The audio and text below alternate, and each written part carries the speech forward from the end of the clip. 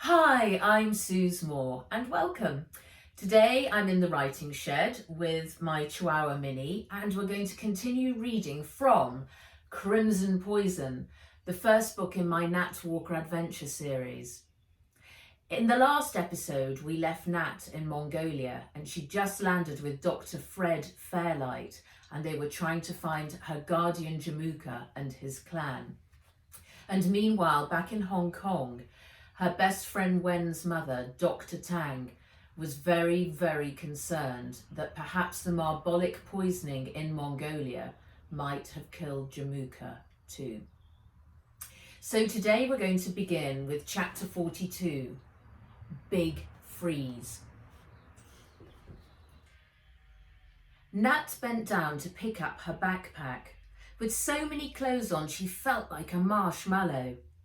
She reached inside and pulled out Fizz. His eyes snapped open from sleep mode. The moment he saw her, they glowed bright green. "Location Mongolia," he announced. "That robot," said Altan, taking a step closer. Tracking his voice, Fizz looked up at Altan. Nat's hand curled around her dragon, cradling him protectively. "His name's Fizz." Altan laughed. "No Fizz here, too cold. You have robot warmer suit?"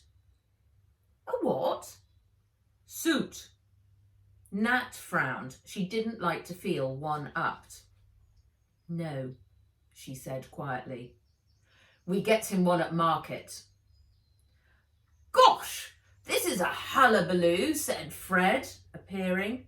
Nat looked across to see her trying to squeeze into a pair of black trousers that only went up halfway up her legs. The stitching was straining at the seams. Altan walked over, grabbed her trousers around the waistband and pulled them up. "Goodness me, young man, what strength," said Fred. He took no notice, grabbed a knee-high boot and stood at her side. Nat had to laugh as he reached down to grab Fred's foot as if she was a horse. He lifted it, placing it inside the boot and tugged hard. It jammed against Fred's bulging calf and wouldn't budge. "You need man boots," said Altan, giving up. Fred ignored him. She picked a long black coat off the floor and pulled it on. It reached halfway down her arms. "Fizz, photo Fred. Send to Wen and Henry and title it Snow Giant," whispered Nat. Altan stuffed the remaining clothes into a bag and slung it over his shoulder. "Put robot away. Follow," he said, heading towards the exit. Nat stuffed Fizz into her coat pocket. As she stepped through the door, she ducked her head against the icy, horizontal wind. How could anyone survive in a place like this? The frigid Arctic air felt like needles as she breathed it in, and she wanted to flee back to the relative warmth of the airport and find the next flight home. Up ahead, Altan was striding out into the night air, and Fred lumbered behind him like a yeti. Nat followed. They stopped next to an overrider. Nat had seen shiny new overriders on the streets of Hong Kong, but they were nothing like this one. Instead of 4 wheels, it had 6. Each one bearing a massive metal-studded tyre, which lifted the all-terrain truck high above the ground. The truck itself was scratched and chipped. The yellow paint had all but worn away, leaving a dull sheen of metal glinting under the dim car park lights. On top sat a roof rack, tightly packed with boxes, making it almost twice its normal height, and a big canvas tarpaulin anchored them down. 4 giant search lamps framed the windscreen. It was a beast. Altan opened the door. "Princess in back," he said to Nat, waving his hand inside. For a moment she felt like throwing him a 1-inch punch, but she couldn't be bothered. Better to ignore him. She climbed into the back row of seats where there was just enough room for her to squeeze into a narrow bucket seat that lay between stacks of boxes. Fred clambered in behind, filling the whole middle row, and Altan shoved her crates in at her feet. "Be careful with those, young man," sang out Fred in a high operatic voice. Nat clapped her hands over her ears. It was deafening. Altan pretended he hadn't heard her. He landed her last crate with a thud on top of the others and slid the door closed. Moments later, he jumped into the passenger seat. Next to him, the driver grunted a greeting and started the engine. Nat fumbled in her pocket for Fizz. When she pulled him out, his eyes were heavy-lidded. "Temperature below 0, function impaired," he said, his voice slurred and faint. She wrapped her gloved hand around him, trying to transfer her warmth to him. "Call Wen and Henry," she said, opening her palm. His normally sparkly eyes were dull and faded. His wings creaked slowly open. "Hi! What time is it there?" said Wen, blinking into camera. "Is that a dead fox on your head?" "Ha ha, very funny. Sometime in the middle of the night, but I don't know exactly," said Wen. "This is the coldest place on the planet." "Mum asked if I had a good time with you. I said it was ding, but we spent all our time searching for Borjiggins. She tried the Mongolian authorities again, but they won't start a search until we've got proof of the location." "Hopefully I'll have that soon," said Nat. Her screen split. Henry appeared in the other half, his hair sticking out at funny angles. "Where are you?" he yawned. Nat smiled. "In an overrider. Did you finish the postcard? Am I in big trouble?" "No, Henry did a ding job with the beach," said Wen. "Mummy's going to buy the biggest mansion on the peak before you get back. It's a monster, and so is she," said Henry. Nat gulped. They talked until Fizz's battery ran into the red zone. Nat wiped away the condensation and looked out of the window at the snow flurries blowing in swirling patterns outside. "Assistance, please," said Fred, swinging her head round, blinding Nat with her head torch. She thrust a pair of tweezers into Nat's hand. "Hold this." Peering over the back of the seat, Nat saw that Fred had set up a mini lab in the overrider. A rack of test tubes sat on top of a wooden board where a half-dissected plant lay next to a scalpel. "When I slice through the stem, hold it open." "What is it?" said Nat. "A spectaculum lycotis." Nat leaned over the seat, poised with the tweezers. Fred picked up the scalpel and drew it down the stem like a surgeon. "Hold!" she barked. Nat reached over and pinched one side of the stem between the tweezers. "No, there," said Fred, grabbing her hand and repositioning it. Satisfied, Fred reached into a small bag and brought out an octazeb. It had been cut in half. Only one goggle of the octazeb remained. She clipped it onto the right lens of her glasses. "Coo! Spin makes the octazeb. I've never thought of using it for this, though," said Nat, happy to see something familiar. Fred paused. "Your company?" "Yes, it was my parents, though. They started it with my grandpa Walter, who was my mum's dad." I will have to request you give me a new one for my future expedition, the one that you have committed to most handsomely fund.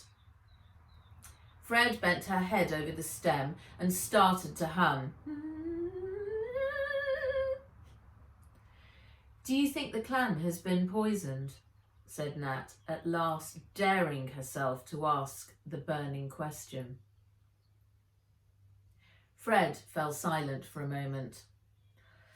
I cannot say as yet what we will discover when we arrive at the camp, but I do fear we must anticipate that some harm has come from the marbolic poison. It is ultimately deadly. She looked back up at Nat. I will do very best to find an antidote, but it will take both you and me to do it. Are you with me?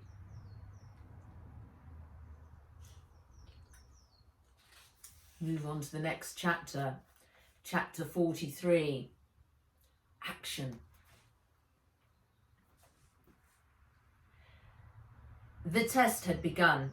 He watched the man race around the compound and glanced over at the berserker guards, pleased to see their jaws had dropped in amazement. The man was running faster than a cheetah. He was a flash of colour against the white landscape. His feet sent flurries of snow up into the air, and his lungs working like a pair of giant bellows. One of the berserkers, armed with a stopwatch, shook his head as he checked the man's times. 8 times faster than before, he announced. Excellent, said the general, taking another puff on his stogie cigar. He was dressed in a heavy fur coat and hat bearing the insignia of the 14th Battalion. This is better than I'd hoped. Good work. We can put the rumours to bed now about our weapon, and announce our release date. It's time to show the world how the berserker superpower is now superpowered. The general slapped Barilgi on the back and nodded towards one of the guards. The guard stepped forward, holding a large briefcase. Another nod, and he clicked it open to reveal neat stacks of $100 bills. My deposit, said the general. How much of this can you make? More than you need, but I must have more grow 'em up to get a good crop. This weather is killing the plants. The general inhaled sharply. That might be difficult. Barilgi shrugged. I need it. And by the way, my price just went up. I want $15 million US. The general paused. He took a step closer to him. You make the quantity we agreed, and in 5 days I give it to you. But if you fail, you will pay. Understood? Barilgi nodded, pleased with his clever bargaining. He had the general just where he wanted him. A soldier stepped forward holding a tray on which were placed several glasses of ice-cold vodka. Barilgi took one, held up his glass in a toast, and swallowed it in a single gulp. Prost. Chapter 44, The Steppe. Nat put on her sunglasses and picked up Fizz off her lap. Only his green snout was peeping out of the all-in-one yellow fake fur superheater robot suit that Altan had found for him at the night bazaar on the outskirts of Ulaanbaatar. It was a bit of a loose fit since it was made for the newer robot models. Nat had to tie the heat connectors onto Fizz's wings with string, but it was better than nothing. She climbed stiffly out of the back of the overrider into the cold air.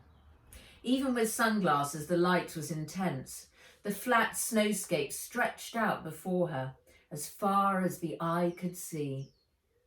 There was not a tree, hill, village, person, or building in sight.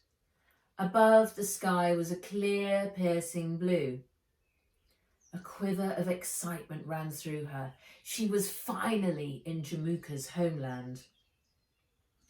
"A white desert," said Fred, "just like they said."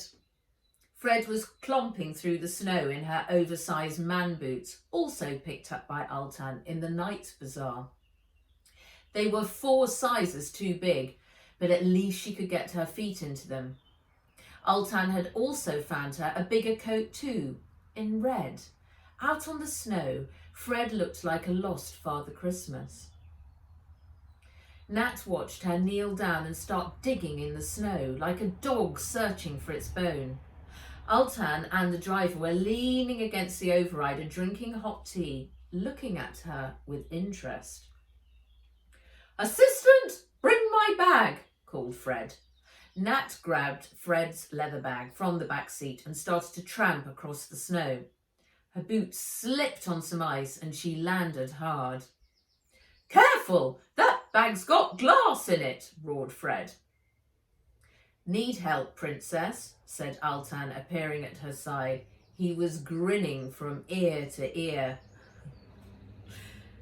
"No, thank you," she said sharply. He picked up the bag and carried it over to Fred. Nat pushed herself up off the ground and brushed the snow from her coat. Snow! She was going to have to get used to it. "Fizz, call Wen," she said, brushing down his furry suit. The tip of his snout glowed orange. "Hey, Nat! Nat, I can't see you," said Wen through Fizz's speaker. "Fizz is in his robot warmer suit, so he can't open his wings." "Oh, that sounds ding. How's it going?" Nat leaned closer in towards Fizz's snout. She didn't want anyone to hear, especially Altan. "Freezing but beautiful. Everything's white. I've been told we're going to be out of range soon. No one has bothered to put up any comms links out here, so this is probably the last time we can talk." "Got it," said Wen. "Listen, the Wicked Witch is up to very bad tricks. You don't have long to find Jamuka and bring him back to stop her." "Assistant, test tube," shouted Fred. Nat looked across the snow. Fred had reached ground level and was scraping off shavings of earth with her penknife. "And be quick about it." "Yeah, sounds like you got your hands full," said Wen. Zoinks, between her and this Altan boy, it's not exactly a bag of laughs. "Hurry up," warbled Fred. "You better go," said Wen. "Help Fred. Try calling me later, and if it doesn't work, just find Jamuka fast." Wen cut the call. Nat headed across the snow to Fred, and she fumbled with the bag's buckles, reached inside and pulled out a wooden box. To unhook the top, she had to take off her gloves, and the cold bit into her fingers. She grabbed a clean test tube from a rack and handed it to Fred. "About time," said Fred, grabbing it off her and shoving the earth inside. She held the filled test tube up triumphantly in the air. "Half a specimen," she sang at the top of her voice. Altan and the driver burst out laughing. Fred was oblivious. "Truck ready, we go," shouted Altan. Nat silently groaned as she climbed into the back of the overrider. She had to fold her legs to fit behind Fred's seat, which Fred had insisted on pushing back as far as it would go to make herself more comfortable. It was like being squashed in a sardine can. "Want, Princess?" said Altan, reaching across the seat with a packet of peanut cookies. "Thanks." She bit into one and promptly spat it out. It was like eating a piece of old, damp cardboard. She looked at Altan, giving him the evil eye that she had practiced so often and so effectively with Henry. But to her surprise, he wasn't grinning. His eyes were wide with surprise. "You no like?" "No," she said, waiting for him to laugh at her. He picked one up from the top of the packet and crunched down on it. "They good." "No, they're not. They're inedible," said Nat. "Not eat?" "Exactly. They are utterly not eatable." Altan frowned, snatching back the packet. "Oh, no, you don't," said Fred, grabbing it in mid-air. "They'll do very well for me." Nat's stomach grumbled. If that was the standard of food here, she was going to starve. Chapter 45. Mutton stew. Yum. Nat woke up to find that the overrider had pulled up next to a round white tent. It was a real gur, just like the one she'd seen in photos. Next to it huddled a flock of sheep in a small covered corral. An old motorbike was propped up against the railings, and a man and a little girl stepped out of the door. They had wide, rosy-cheeked faces, and both were dressed in long grey coats. Behind them lay a thick forest. Altan leapt out of the passenger seat and ran over to them. The man embraced him heartily. They were smiling and laughing. "Let's hope they've got something on the stove," said Fred, heaving herself out. "I am starving." Nat picked Fizz up off her lap. "Call when?" "Out of range. No communication possible," said Fizz, his voice weak. She sighed. This was it. She was on her own. She pushed down the back of Fred's seat, climbed over and out into the open air. "Princess," called Altan, waving her over. She was going to ignore him, but the man at his side was smiling broadly at her. "Sembena oo," said Nat, with a bow of her head towards the man. Altan raised an eyebrow in surprise. "Sen," replied the man, returning the bow. "You speak Mongolian?" whispered Altan. "A little," she replied. "Day one in the life of a native Mongol begins," sang Fred, notebook in hand. The man's daughter grabbed Nat's hand, pulling her towards the gur. They passed in through the door, and inside the wooden tent frame was painted a bright red, with thick felt lining the walls. The stove sat in the middle, and wisps of white smoke drifted upwards and out through the flue. A row of simple beds stood against the walls, with an old red dresser beside the largest bed. Nat's nose wrinkled. The whole tent stank of boiled meat. The man's wife was sitting stirring a bubbling stew in an ancient cauldron over the central stove. She nodded a greeting.